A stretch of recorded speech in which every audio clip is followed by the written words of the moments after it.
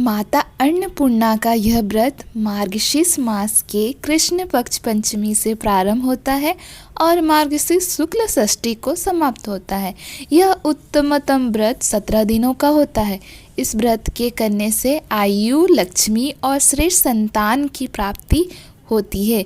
अन्नपूर्णा व्रत के प्रभाव से पुरुष को पुत्र अथवा धनादि का वियोग कभी नहीं होता। जो इस उत्तम व्रत को करते हैं उनकी श्री लक्ष्मी सदैव बनी रहती है। उनके घर का कभी विनाश नहीं होता, उन्हें कभी अन्न का कलेश या कष्ट नहीं होता और न उसकी संतति का विनाश ही होता है। जिनके घर में लिखी हुई यह अन्नपूर्णा व्रत की कथा होती है, उस घर को माता अन्नपूर्णा कभी नहीं त्यागती। उनके गृह में सदैव माता अन्नपूर्णा का निवास रहता है। तो चलिए कथा आरंभ करते हैं।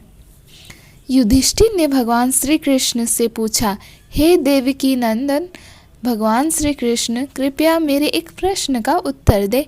श्री कृष्ण ने आज्ञा दी और बोले, मुझे वनवास के समय बड़े बड़े दुख सहने पड़े। हे केशव, भोगों की बात तो दूर की रही, मुझे तो यह भी ज्ञात नहीं है कि पेट भर भोजन के लिए अन्न कैसा होता है। कभी दिन में कभी रात्रि में भोजन संयोग से ही प्राप्त होता था। हे प्रभु, कभी सूखा, कभी कठोर, तो कभी स्वादिष्ट और कभी बिना स्वाद का भोजन प्राप्त कर विकल रहता हूँ, अथवा कभी कभी भूख से पीड़ित होकर पृथ्वी पर सो जाता हूँ।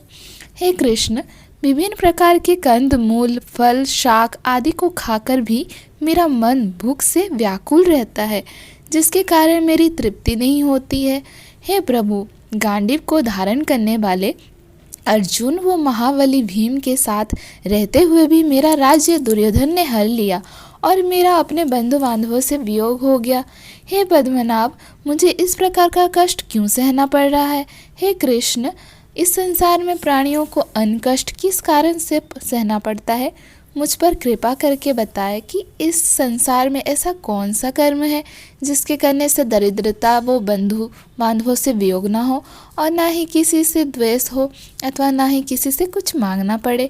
श्री कृष्ण बोले, हे युधिष्ठिर, जब पिता की आज्ञा को मानकर समस्त राज्य त्याग कर 14 वर्ष श्री रामचंद्र अपनी पत्नी सीता और अपने अनुज लक्ष्मण के साथ दंडकारण्य वन में निवास कर रहे थे, उस समय एक दिन लक्ष्मण भोजन की खोज में दिन भर वन में घूमते रहे, किंतु संध्या काल तक जब उन्हें कुछ न मिला तो वे श्री राम के पास लौट आए और उन्हें प्रणाम कर दुखी और आंखों में आंसू भर चुपचाप उनके सामने बैठ गए।